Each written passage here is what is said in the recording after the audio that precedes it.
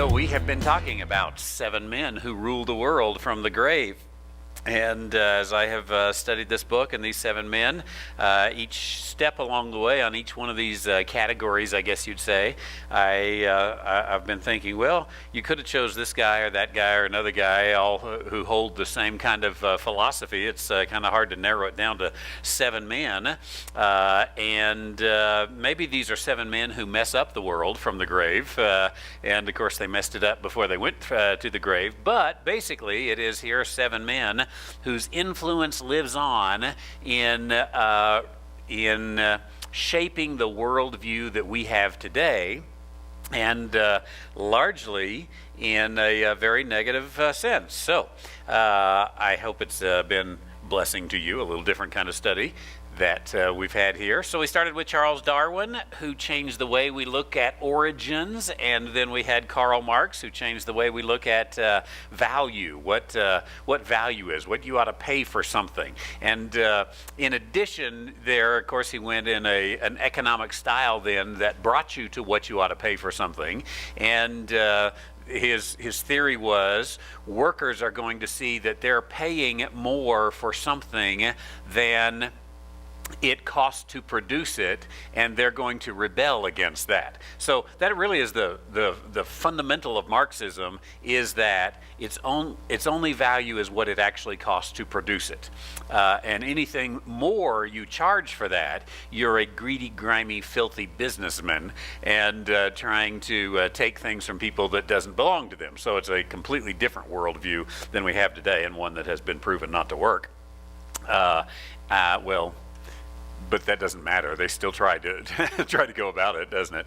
Then there was Wellhausen, who was one of 2. Today we're going to see the other one, who claimed Christianity anyway. And Wellhausen was the rationalist rather than the revelationist. The scripture was put together by rational men who determined how God worked through history, and they wrote it down, rather than here's the revelation of what God has done in history. Then Sigmund Freud, who changed the way fundamentally we look at ourselves with the id and the ego and all that. John Dewey changed the way we look at truth, and in a sense is connected to Kierkegaard, although John Dewey's emphasis was much more on mathematic truth and scientific truth and how we educate our young people in truth. Then John Maynard Keynes, I say on the outline, changed the way we looked at economics.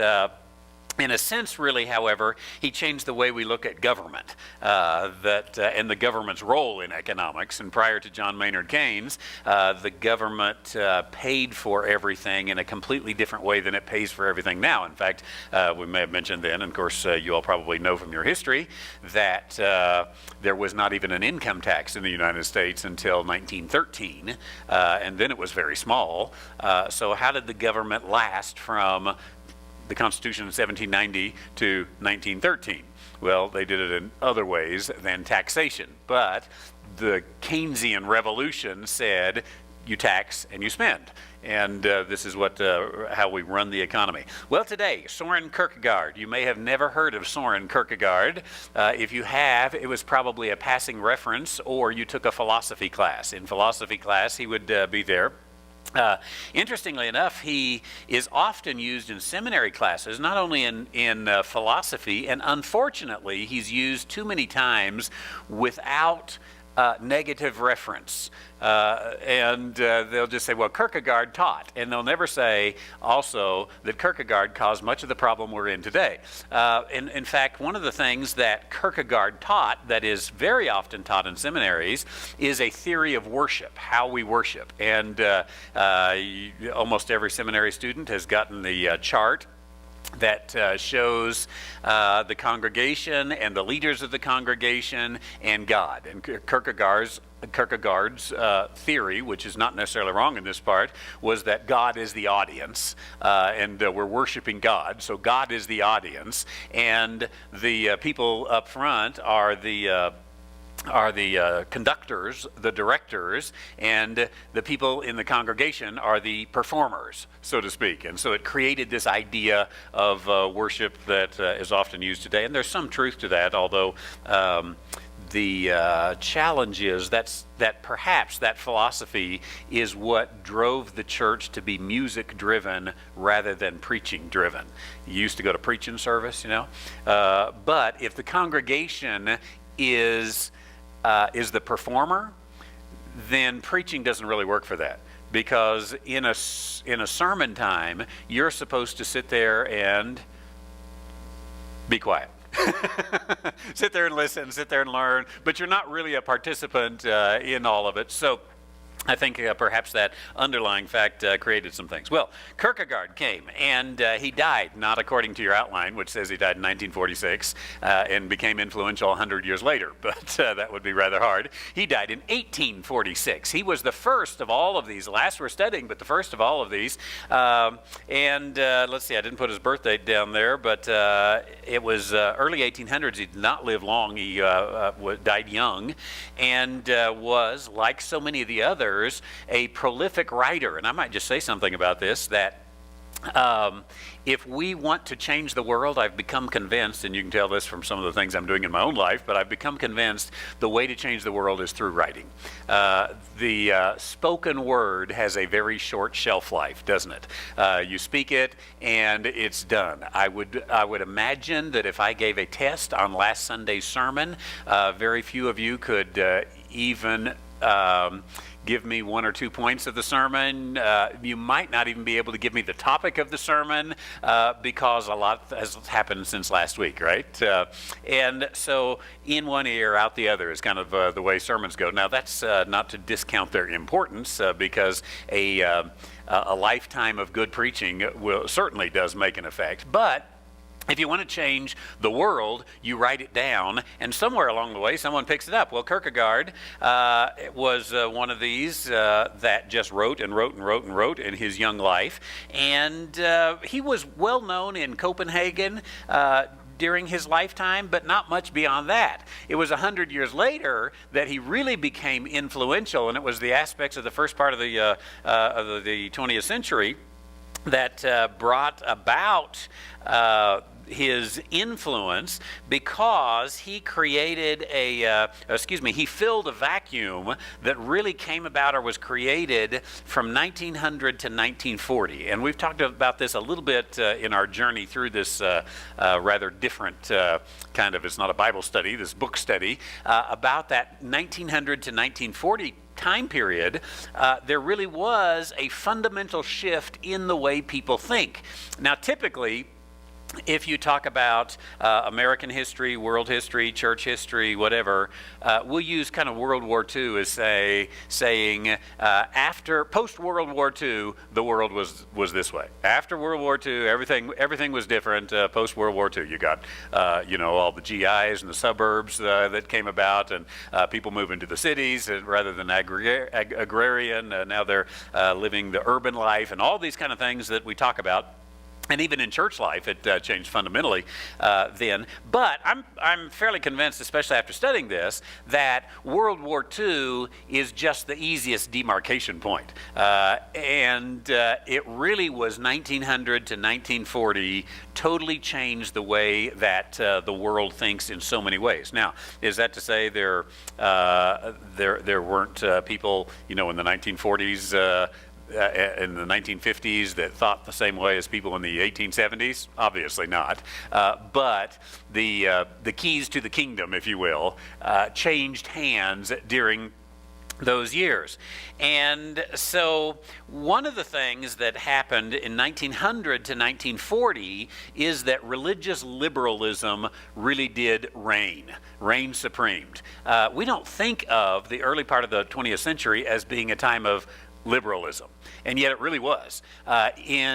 In the seminaries, classic liberalism ruled the day. In the major churches of the day, classic liberalism ruled the day. Now, we talked in one of these, perhaps it was when we talked about Wellhausen, how that's also the time period in which what we call today fundamentalism arose, Christian fundamentalism, and that was about 1915 to 1930 or so, was the modernist versus the fundamentalist controversy, and fundamentalism, as we know it, really was created during that time, and it had obviously some strong churches and a huge following, and we talked about some of that with J. Frank Norris and some of those guys. But the reason that came about was a response to religious liberalism, and I'll say classic religious liberalism. And there's a sense in which classic religious liberalism, that word, classic religious liberalism, kind of died after World War II. And I'll try to point this out, but that's not to say liberalism died, but classic religious liberalism died, and I'll explain here perhaps as we go along. But one of the most prominent preachers during that time of religious liberalism was a guy named Harry Emerson Fosdick. Probably, if you've been around the block very much, you've heard his name, and he also was another one of these writers, but he was a classic liberal.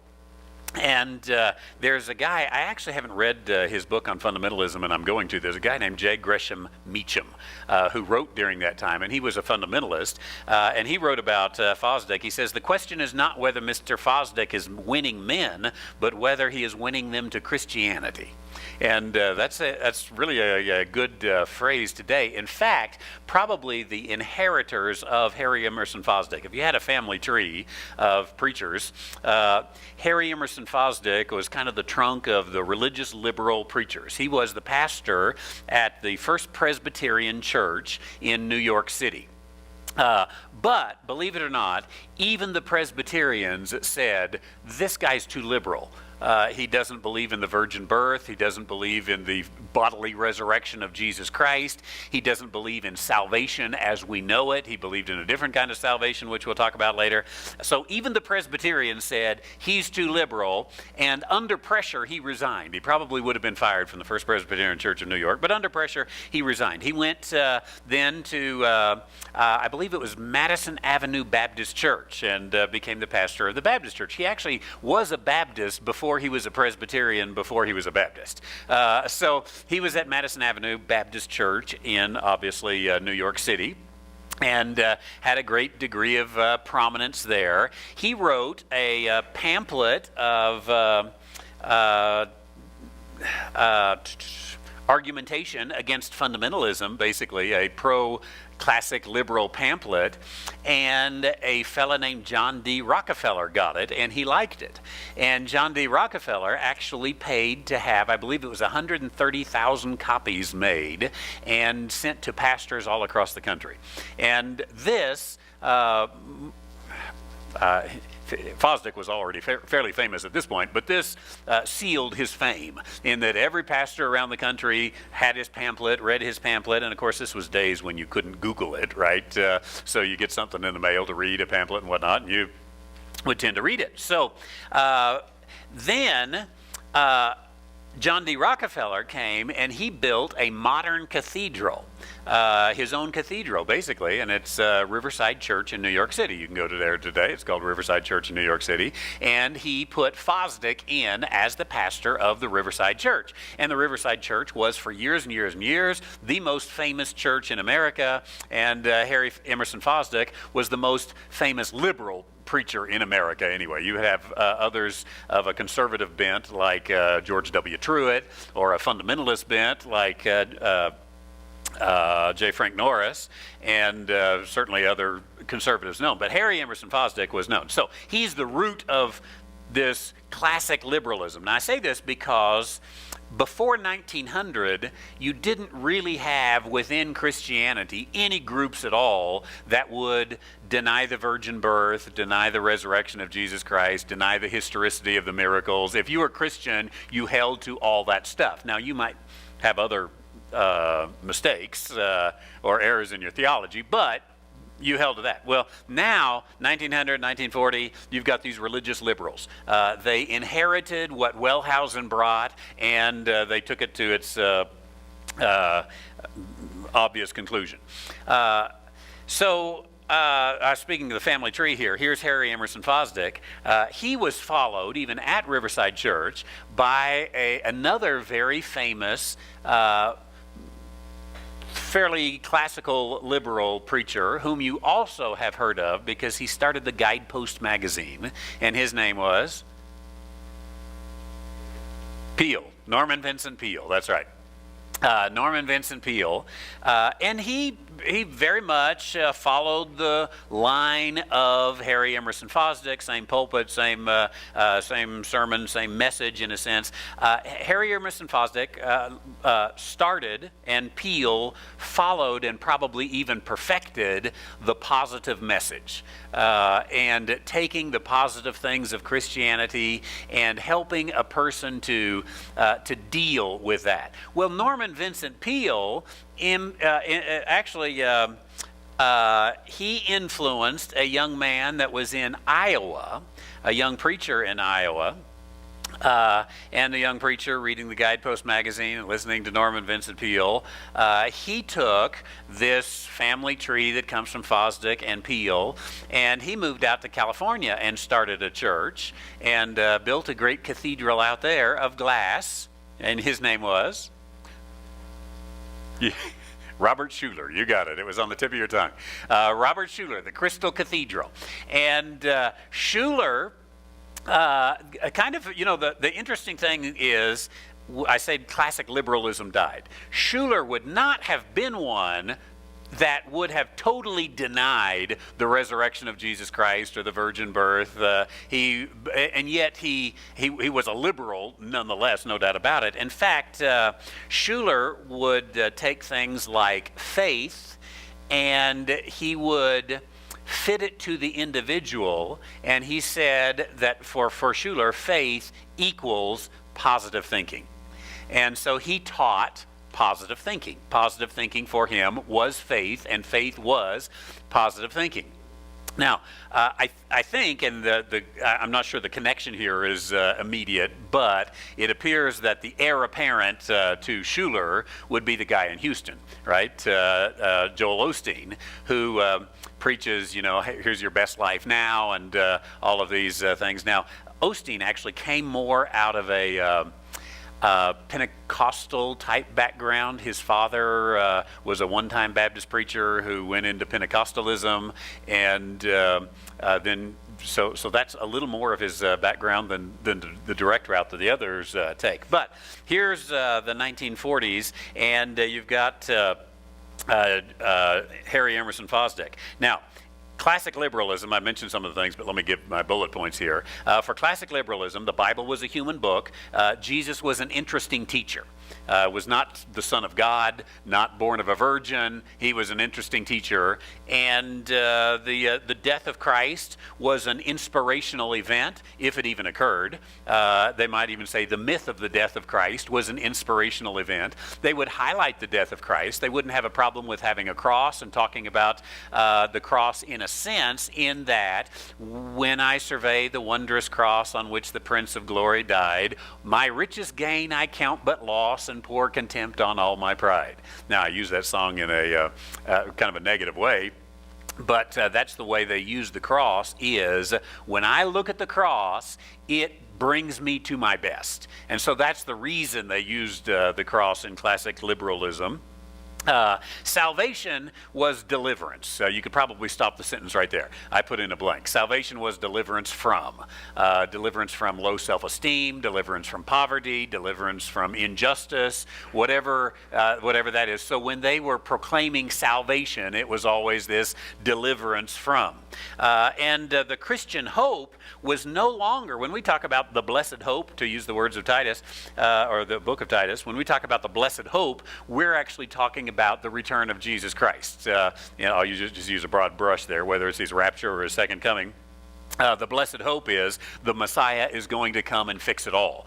That is, I'll call it classic Christianity, but classic liberalism, the Christian's hope was the advancement of the church, when the church is strong, we can fix society. Now, I think some of this really comes in today. I'll get to Kierkegaard in a minute. He really is behind all this. But I think we see this today and have probably very clearly anyway since the 60s, 70s, and 80s in what is called the church growth movement. And the church growth movement did something that really was unlike any previous time, in that the emphasis became church growth. Now, I don't know that anywhere down in history there was a time when people were excited that nobody came to church. Obviously, it's always a nice thing when people come to church. But you take old Europe, for example, before Wellhausen set in, and it was a part of society. If you were a part of the kingdom, you were a part of the church, and so the only way to have church growth was to have babies, right? You were taxed for the church and all these. So in Europe, with the state church growth wasn't really an issue.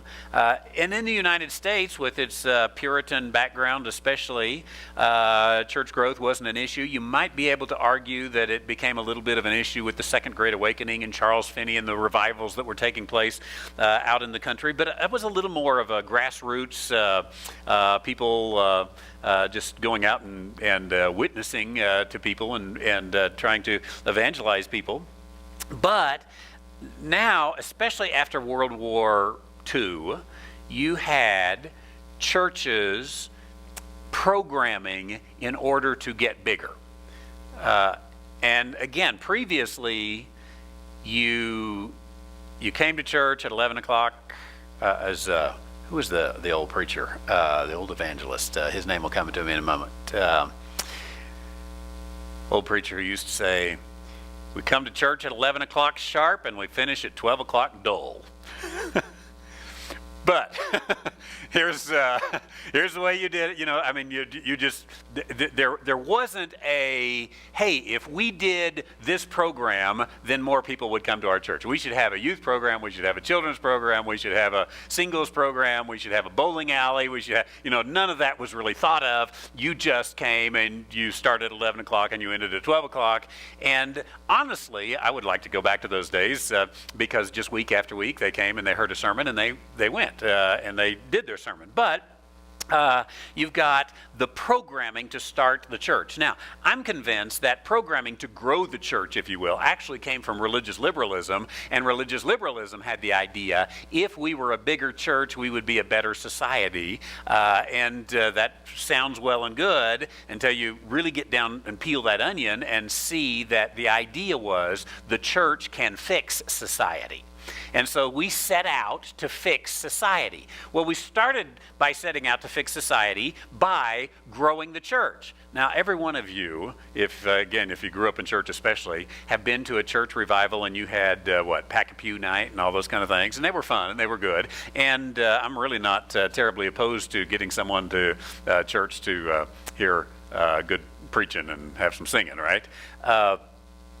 But starting there, then we realized we can pack the pew better if...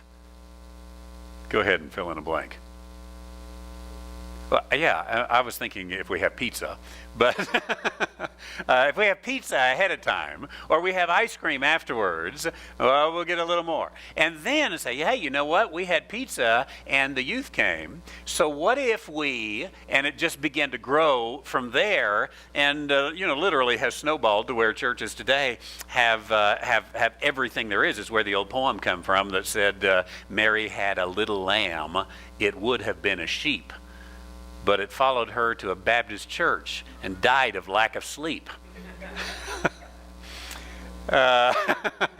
So we programmed, I'm convinced, again, I don't know if we knew what we were doing. We often don't. But we programmed thinking, oh, this just grows the church. But again, behind it all was, if we grow the church, we change society. Well, that eventually even began to grow to some things. And not all these were bad movements. For example, we began to think, well, now that we're big, if we're going to change society, we should change politics. And so we got into politics. We got into entertainment. We got into education. We got into, all these other things. We said, we're going to change these things. And so some of them, again, I don't have too much bad to say about things like the moral majority and the influence that it had. And this was, early 1980s that it began to happen, and that was very much the big heart of the church growth movement as it was going. So all of this came about. So the hope of the church, and then the idea of unity, the unity of the church, and the unity of the church. When I say that, and when you hear that phrase, the unity of the church, almost never is a person talking about fellowship within the local church. As important as that is, what they're talking about is the unity of the whole church. And so you begin to get, for example, the ecumenical councils. Does anyone know what an ecumenical or organization is today? The first one that started was the WCC. I'll give you that hint. World Council of Churches, that's right. So the ecumenical movement began that if we're going to be the hope of the world, then we're going to have to come together. And so they started the World Council of Churches in the United States. It was the National Council of Churches, and all these ecumenical movements that began, honestly, are going to come back to religious liberalism, classic religious liberalism, which is going to come back to Wellhausen and Kierkegaard. Now, the problem is, in the early 1900s, everything seemed to be headed towards utopia. This liberal church was actually changing its society. The economy was more so then than at any other time except maybe today, and the only way I could know for sure is get in a time machine and go back. But more so in the 1910s and 20s, the United States was a socialist verging upon communist kind of organization. That's the time in which the Communist Party of the United States was out in the open. They were thriving, as we talked about, with men like Woody Guthrie and whatnot. This land is my land, this land is your land. So economically, things were great. Politically, things were great. We were changing the world. We had the League of Nations. All these things were going good. The problem is then, maybe 60 million people, that's a bunch of people, isn't it, died in World War II. And the world honestly did take a deep breath and said, what were we doing wrong? Where were we thinking wrong? And they began to say, what is it I'm supposed to believe? And I think the problem is they looked to the church then, and the church didn't have anything for them to believe, because classic liberalism had taken over the church. And all that Harry Emerson Fosdick could give is, today can be your best day. Tomorrow can be better. And that's what they had been saying all these years. And now it just came crashing down on its face. And people were saying, no, I'm not going to go there anymore. And so they were looking for something different. One of these days, I'll give a little lesson, and it'll be kind of like these lessons I've been giving, but I'll give a lesson on neo-orthodoxy. Neo-orthodoxy was the response to all this I just said. The classic liberalism now had nothing to offer. And so some people like Karl Barth, perhaps you've heard his name, he began to say, we need to go back to orthodoxy. Forget liberalism, it's dead. We got to go back to orthodoxy. The problem is they didn't quite go back. They just took some of the terms, and they started what today is called neo-orthodoxy. And I'm convinced that what we today call evangelicalism is the same thing as neo-orthodoxy. At one time it maybe wasn't, but it certainly is today. So classical liberalism died, neo-orthodoxy and evangelicalism was born, and all that brings us to Kierkegaard, who is the father of existentialism. Can anyone define existentialism? No, you can't, because there's no definition for existentialism. That's the problem. This is why, if you ever think, I've heard of existentialism and I have no idea what it is, it's because no one has any idea what it is, including Kierkegaard, though he was considered the father of existentialism. He didn't know he was considered the father of existentialism because he died too young, and it wasn't until years later that they started reading his book and calling it existentialism. There's a lot of other existentialists as well. They all disagree with one another. None of them would put themselves in a camp and say, we're existentialists. And the reason is that existentialism is go with the flow, whatever you believe, it's all fine. So you can't define something that is indefinable, if you will. It's defining existentialism would be that old proverbial nailing Jell-O to a wall, right? You just try to figure that out. And it can't be done. And it was existentialism which is the father of neo-orthodoxy then. I guess you could maybe summarize existentialism by saying, I exist, right? But it's all about my existence.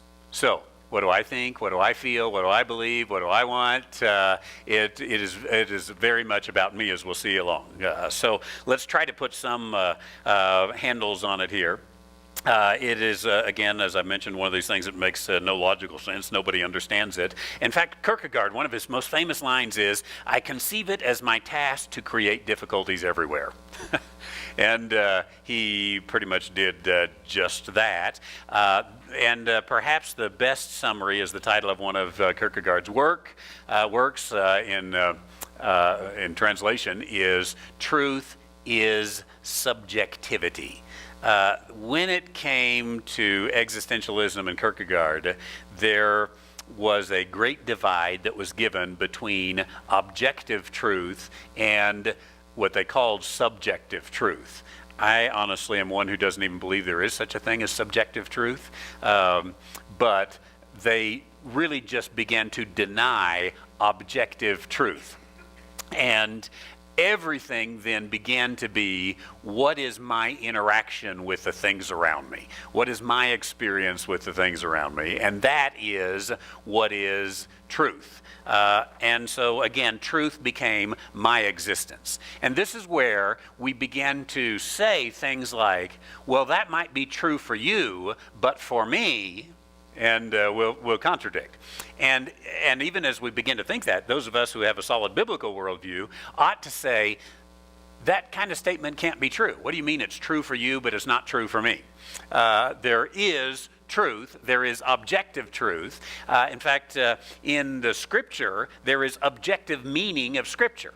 And I'm convinced there's only one objective meaning of Scripture, and we ought to dig in our studies to figure out, what does that Scripture mean? Not what does it mean to me, not what does it mean to him, not what does it mean through the flow of history, but what does it actually mean? And I think that'll be the same thing with any kind of truth. So there is this objective truth. Objective truth would be things like Jesus was born of a virgin. Jesus died, buried, rose again. Jesus lived a sinless life. These are objective points of Christianity. Subjective is, how does it affect you that that they say Jesus was born of a virgin? Or how does this idea of the virgin birth interact with you and your thoughts and your feelings? Now, Kierkegaard did come down almost exclusively on the subjective, and he came along and he said, what the Christian lacks is not knowledge, but rather the passion of Christianity. So, Christians have enough knowledge, they just don't have enough passion. Now, that is to say, if you have knowledge of facts, but you don't have passion, that probably is to say you're not interacting with it enough, right? And of course, this is where Kierkegaard was. It's all in the personal interaction. It's all in the how does it affect my life, and what's the meaning to me, and how can every day be a Friday for me, and today have my best life, and all these kind of things. So this issue actually crept into the church and became very strong, and is very strong today, that the issue is passion. In fact, you've heard, I think I'll call it an existentialist statement, that we have often used and thought it was a good thing, and that is, people don't care how much you know until they know how much you care. That's right. People don't care how much you know until they know how much you care. Now, what does that say if you really boil it down and analyze it and get kind of, persnickety about it? What it means is my heart is more important than my brain. My feelings are more important than the facts. And this has come full, the chickens have come home to roost, so to speak, in our world today when it comes to what's reality and what's my thought about reality. I was listening last night on the radio and heard, I was on the road, and I heard some lady, and I don't know all the situation, but some lady said, she was joking about it because she was a conservative, but she said, you know that I am a male in Canada. And the others sort of laughed at her. And she said, no, I tested this out. I guess she must have Canadian citizenship or something. She says, I went down to the driver's license office. She said, I had my hair long, fixed like a female. I had makeup. I looked very much like a woman when I went down there. And I took my driver's license, which said I was a female, and I handed it to the person at the desk and said, I identify as a male. And they said, oh, I'm sorry, we'll get this changed for you. And so she has a male driver's license. She just wanted to check it out and see how it goes. Now, what's all this? Objective truth doesn't matter anymore. What matters? How I identify myself. This is all that matters. And so it has come all the way to this point. And honestly, I think that you come to a point in doing this where somehow anarchy begins to reign because there's nothing except my feelings and your feelings. I may have mentioned this before, but I have in several discussions come to the conclusion that one of the reasons that everybody is offended today, have you noticed that? Everybody's offended. In fact, my mother-in-law put something up on Facebook the other day. Said, and one morning, suddenly, without reason, the entire world woke up offended. But I think there is reason to it, and that is because there is no truth. There's just my experience. So, if you come and you speak against what you're calling truth, you're actually speaking against my experience. You're speaking against me. It's a direct attack on me. And that's a lot different than a direct attack on objective truth that's outside of me. So everything now has become personal. And this again begins with Kierkegaard, who comes and says it's all about the subjective, basically, that matters. It's all about how I interact with things. And so what matters then again is passion. And in the church today, this idea of passion over knowledge has completely taken over. You can go, if you've tried to find any churches out there, you will find that it's all feeling based.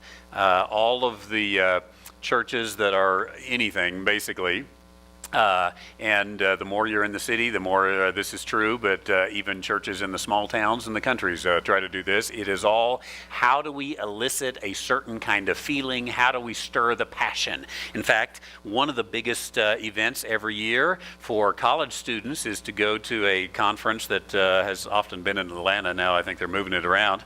And a fellow named Louis Giglio puts out the conference, and the conference is called Passion. One word, passion. And it's all about passion. And really the church is all about passion. Doesn't matter if they couldn't pass a basic 10-question Bible quiz. that doesn't matter because they don't care how much you know until they know how much you care, right? So it has all come down to this feeling-oriented thing, and this is kind of rough for a guy like me who has no feelings. And I am very much towards objective truth, and I like to teach objective truth, and sometimes that objective truth does offend me or you or whatever, and the church today simply, by and large, does not value or appreciate objective truth. What they value is passion. So I know that, honestly, if we wanted to really grow our church big, we would get certain lights, and we would have a bunch of singers up here. Whether they were Christian or not wouldn't really matter. Can they sing? And we would do a certain kind of music, and it would be the kind of music that elicits passion. And it would do it, and it would work, and people would come in and go, oh, my, I just felt so close to the Lord. But what we did is stir the passion within them. That music, I'm out of time too. I got to quit and go to church here in a minute here. Quit and start church.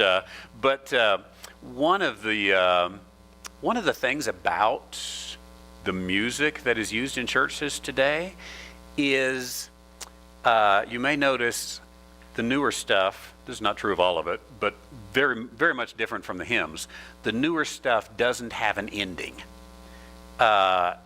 And so we kind of have to sort of create an ending and go back and land the plane a little bit. But here's what I'm convinced of. I don't know all the science about this, but I'm sure it's there. That the modern Christian music, and it comes out of the modern pop music, rock and roll, whatever the family tree there is, but it has an addictive nature, and it has an addictive nature because it doesn't end, and we have to have something that ends, right? Twinkle, twinkle, little. It is manipulative too, yeah. It's all about me. It manipulates the emotions, right? That and we need something to end. So because we can't get it to end, this frustrates preachers. So I'll go ahead and talk about it. I've sat there a lot of times, not here because we don't do this in the music, and besides that, I'm here. But I've sat there as the preacher many times, and the worship leader just said, I just feel like we should have one more song, and I'm saying, no, just end the song you're at. That's the problem, and we've already had one more and one more and one. We just have to drag it on because the heart cries for something to end it, and we just go from one into another, into another, into another, and it's all this passion. Well, I have run out of time and not out of outline, but for Kierkegaard and existentialism, the crowd is untruth, actually. It is very, very, very individualistic. And the moment, the me, is all that matters. And I think this is, and I'll close here, I think this is the reason why nobody wants a label anymore. And I got two things I want to say, and I'm so out of time. But one, nobody wants a label. I'm going to come back to that. Because it's all about me, one of the things you hear today, and I actually Googled this morning, is that this generation, and by that it's what they typically call the millennials, more than anything else, what they want is, the word is authenticity. Authenticity. And if you look up authenticity, you'll see that they're trying to figure this out in marketing. They're trying to figure this out in education and government and everything else. And in church, I hear it all the time. You go to a preacher's conference, which I quit going to a long time ago, and they'll say, now this generation wants you to be authentic. And about the best I can come up with, say, what's authentic? Sorry, I've been fake all these years. But what is authentic? And it appears to be that authentic is, there's no real truth, so whatever your experience is, that's absolutely fine. My experience has been this, and authentic even goes so far as to sort of spill all the beans. And, I don't believe this because of my experience, and I happen to get caught up in this because of my experience or whatever. And that's authentic, and everybody wants that authentic. But with that authentic, then, they don't want any labels. So some of you remember back right in the 70s, right after the battle over the guitars, then we came into the battle over the names, really. And you can almost determine when a church was started by its name. If it's the First Baptist Church, then it was started, prior to 1960. Or the Trinity Baptist Church or the Calvary Baptist Church or whatever, those three words, and the second two are Baptist Church. It was started prior to, at the latest, 1970s. Then, in the 70s and in the 80s especially, it became, the fellowship of. It wasn't a church anymore. And it might have even at the very beginning, it would have been the Trinity Baptist Fellowship. It was a fellowship, not a church. And then now it's come to the point now where it's just one word. If it was started in the last 10 years or so, it is grace, journey, current. It's one word, and no label at all. What does it mean? I was thinking about this because I drove by a church that's in Katy, Texas, as I was down there for the wedding this weekend, and there is a church that used to be called Grace Christian Church, and it looked like a church when you drove by. Then they changed their name to Current. Current. That is the name of the church. Yeah, like the fruit. I think that I think it's probably a double meaning. They put some rivers outside, so maybe we go with the flow. Current, the flow. I'm sure they try to say the flow of the Spirit or whatever, but I kind of think it means we want to be relevant. In fact, there are some churches just called Relevant. But